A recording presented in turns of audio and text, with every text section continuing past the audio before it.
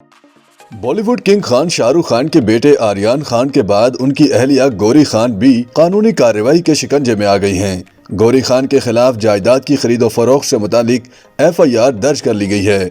भारतीय मीडिया के मुताबिक मुंबई के रिहायशी जसवंत शाह ने गौरी खान के खिलाफ मुकदमा दर्ज कराया, जिसमें इल्जाम आयद किया गया है कि जिस कंपनी की गौरी खान ब्रांड एम्बेसडर हैं, उसने 86 लाख रुपए वसूल करने के बावजूद फ्लैट का कब्जा नहीं दिया। भारतीय मीडिया के मुताबिक तिलसियानी कंस्ट्रक्शन के चीफ MD अनिल कुमार और डायरेक्टर महेश तिलसियानी के खिलाफ भी FIR दर्ज करा ली गई है। रिपोर्ट्स के मुताबिक गौरी खान के खिलाफ सेक्शन 409 के तहत मुकदमा दर्ज किया गया है। भारतीय मीडिया के मुताबिक FIR दर्ज कराने वाले शख्स का कहना है कि उसने flat brand ambassador Gauri Khan से मुतासिर होकर खरीदा। भारतीय मीडिया के मुताबिक गौरी खान कई मशहूर बॉलीवुड शख्सियात के घर डिज़ाइन कर चुकी हैं।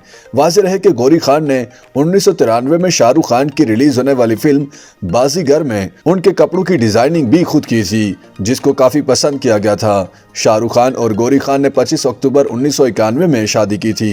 गौरी खान हिंदू हैं और शाहरुख खान मुसलमान, और दोनों की कामयाब शादी को 31 साल का अरसा गुजर चुका है।